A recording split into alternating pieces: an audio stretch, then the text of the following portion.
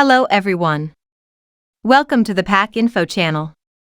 Before we get started, make sure to like and share this video, smash the subscribe button and click the notification bell.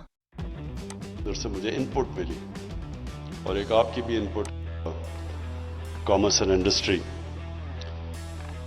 जनाब नासिर मिर्ज़ा साहब, मैं सबसे पहले तो आपको खराज तहसीन पेश करता हूँ कि ये जो आपने एक्सपो की और मेनली कंस्ट्रक्शन इंडस्ट्री की, तो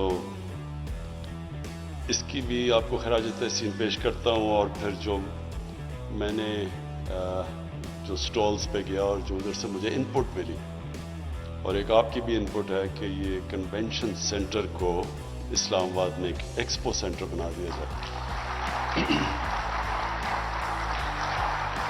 इसका भी मैं इंशाअल्लाह, ये बड़ी अच्छी सजेशन है और इसकी मैं अभी कंसल्ट करूंगा अपने कैबिनेट मेंबर्स को और मैं फिर इंशाअल्लाह इसके ऊपर फैसला करूंगा। देखिए जी, सबसे पहले मेरी विजन क्या है पाकिस्तान की, ताकि जब मैं आपको विजन बता दूं तो उसके अंदर फिर मैं आपको बताऊंगा क्या क्या चीज़ें उस विजन के अंदर फिट करती हैं उस विजन को पहुंचने के लिए। तो सबसे पहले विजन पाकिस्तान की ये है कि हम लोगों को गुर्बत से निकालें। हमारी तकरीबन 40% आबादी है जिसमें 25% गुर्बत की लकीर से नीचे है और तकरीबन ही 20 या 25% जो कि बिल्कुल उसके करीब करीब है। तो मेरा जो सबसे पहला एम है कि हम कैसे इनको ऊपर उठाएं। दूसरी विजन है पाकिस्तान की कि हम अपने मुल्क की दौलत कैसे बढ़ाएं, वेल्थ क्रिएट कैसे करें। मुल्क में हम कैसे ये मुल्क जो कि एक वक्त पे 60s में जब हम बड़े हो रहे थे तो ये बड़ी तेजी से मुल्क आगे जा रहा था। ये सारे जो आज एशियन टाइगर्स हैं ये पाकिस्तान की तरफ देखा करते थे। मलेशिया ने आके पाकिस्तान से समझा कि कैसे आगे बढ़ना है। साउथ कोरिया ने पाकिस्तान का फर्स्ट 5 ईयर प्लान आके स्टडी किया। तो हम वो एक मॉडल थे डेवलपमेंट के, और फिर हमने अपनी आंखों के सामने उस मुल्क को नीचे जाते देखा। तो जो सेकंड चीज ये है कि पाकिस्तान को कैसे उस मुकाम पे लेके जाएं जो इसका पोटेंशियल है।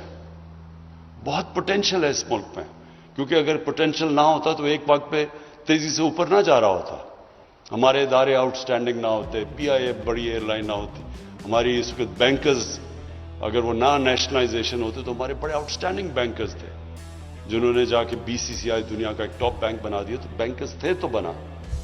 तो हर चीज में पाकिस्तान एक वक्त पर बड़ी तेजी से ऊपर जा रहा था।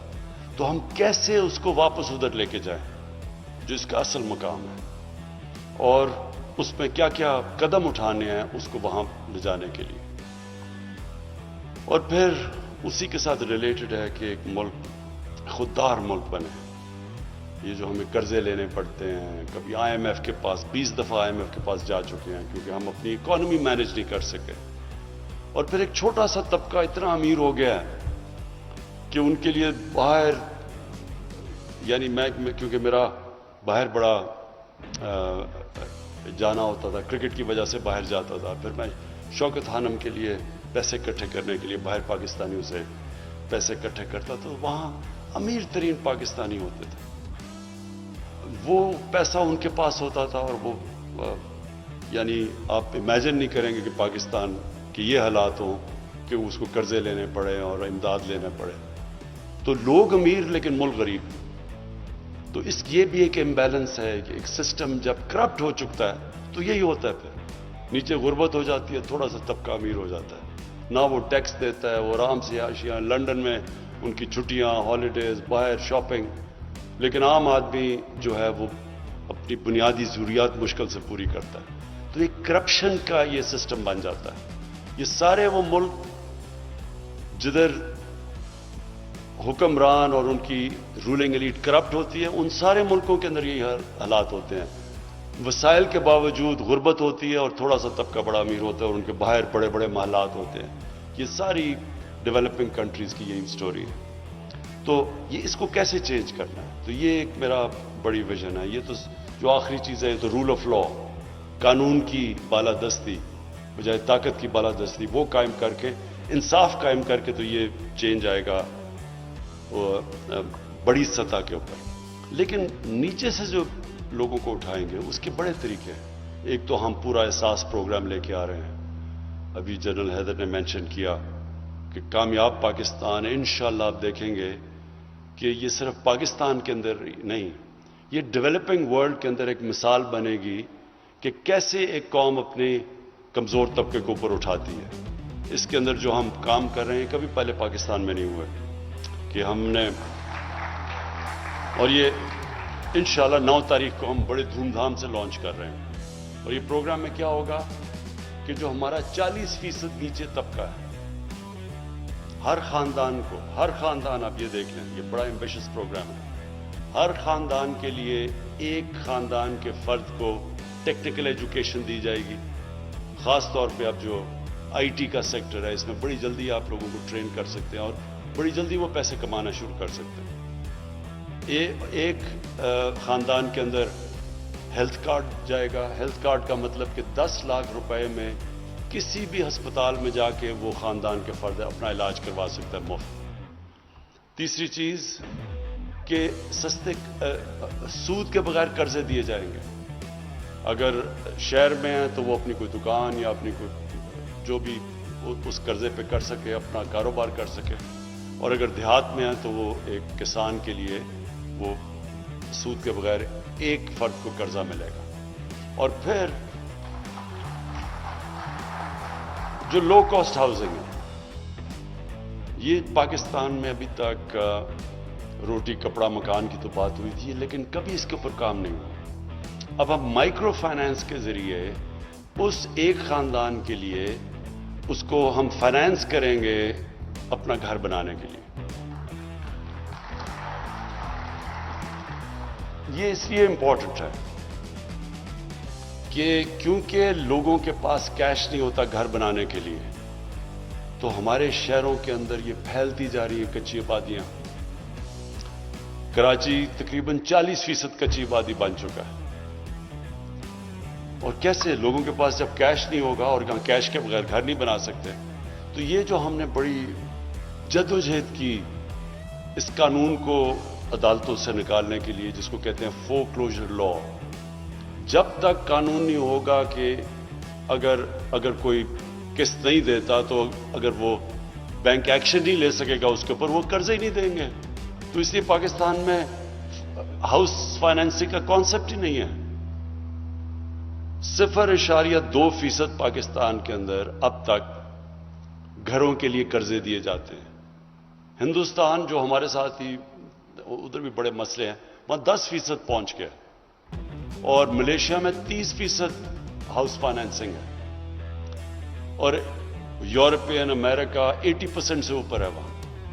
तो हमारे मुल्क में तो कॉन्सेप्ट ही नहीं है हाउस फाइनेंसिंग का। तो ये 2 साल हमें लगे इस कानून को, बड़ी मेहनत से ये फाइनली कानून पास किया गया। तो अब इससे पहली दफा पाकिस्तान में मौका मिलेगा उस तबके का जिसके पास कैश नहीं है घर बनाने का, उनको अब हम चांस मिलेगी कि वो बैंक से पैसे लेके तो अपने घर बना सके। और फिर जो निचला तबका है उसको प्रोटेक्ट करने के लिए गवर्नमेंट सब्सिडाइज कर रही है उसको।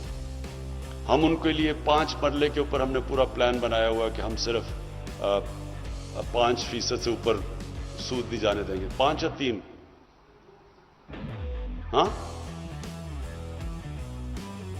हाँ, नहीं, कामयाब पाकिस्तान में तो बिल्कुल हम उनको सूद के बगैर कर्जे दे रहे हैं।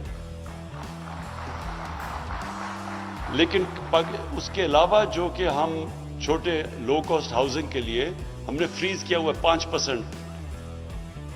हाँ, सो हमने 5 और 3% के ऊपर फ्रीज किया हुआ है कि हम उनको सब्सिडाइज करेंगे। गवर्नमेंट उससे ऊपर सारा उठाएगी इंटरेस्ट, ताकि लोगों के ऊपर हमारी कोशिश ये है कि जो खर्चा एक आम घर करता है किराए के ऊपर, बजाय किराया देने के वो कर्जों की किस्तें दे के घर अपना बना ले।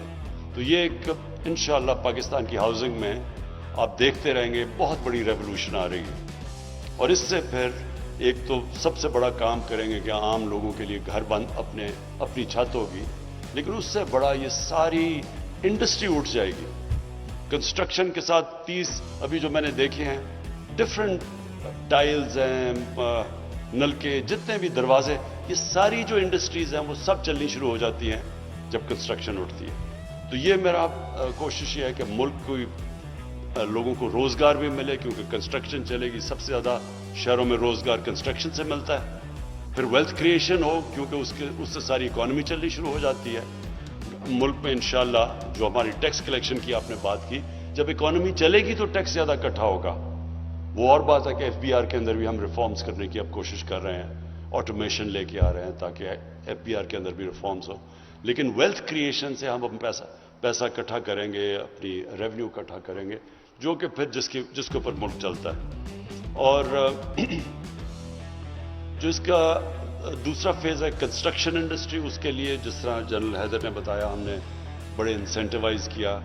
اور میں نے جب کنسٹرکشن انڈسٹریز کی میٹنگز لی تو مجھے اس چیز کا احساس ہوا کہ ہمارا جو سسٹم ہے، وہ جو ایک وقت پہ سسٹم بنتا ہے سہولت پیدا کرنے کے لیے انڈسٹری کی، جو لوگوں کے لیے سہولت پیدا کرنے کے لیے سسٹم بنتا ہے، وہی سسٹم جب ڈی جنریٹ کرتا ہے، جب وہ خراب ہوتا ہے تو وہی رکاوٹ بن جاتا ہے. تو ابھی میں جب لوگوں سے بھی بات کر رہا تھا تو مجھے اندازہ یہ تھا کہ ہم نے اس چیز کا ہمیں احساس نہیں ہوا کہ یہ جو کنسٹرکشن ہے، اس سے تو اکانومی اٹھتی کنسٹرکشن پہ. لیکن جب اب میں یہ میٹنگز لی تو میں نے ریئلائز کیا کہ ہر جگہ رکاوٹ کنسٹرکشن انڈسٹری کے لیے تھی. تو اس لیے ہر ہفتے میٹنگ کر کے آہستہ آہستہ یہ رکاوٹیں دور کی، جس کی وجہ سے ماشاءاللہ آج ہمارا کنسٹرکشن سیکٹر تیزی سے اوپر جا رہا ہے. لیکن میں نے یہ بھی سوچا کہ یہ ہر جگہ یہی پرابلم ہے. اب ہم ساری چیزیں تقریباً امپورٹ کرتے ہیں پاکستان میں، بڑی کم چیزیں بناتے ہیں، لیکن کبھی کسی نے اس کے اوپر توجہ نہیں دی کہ ہم کیوں امپورٹ کرتے ہیں. 22 کروڑ ہے پاکستان کی آبادی. 22 کروڑ آبادی کا مطلب بہت بڑی مارکیٹ ہے پاکستان، انٹرنل مارکیٹ اتنی بڑی ہے. تو جب 22 کروڑ کی آپ کی آبادی ہو تو کیا وجہ کہ ہم اکانومیز آف اسکیل نہیں کر سکے؟ ہم کیوں نہیں چیزیں پاکستان کے اندر بنا سکے؟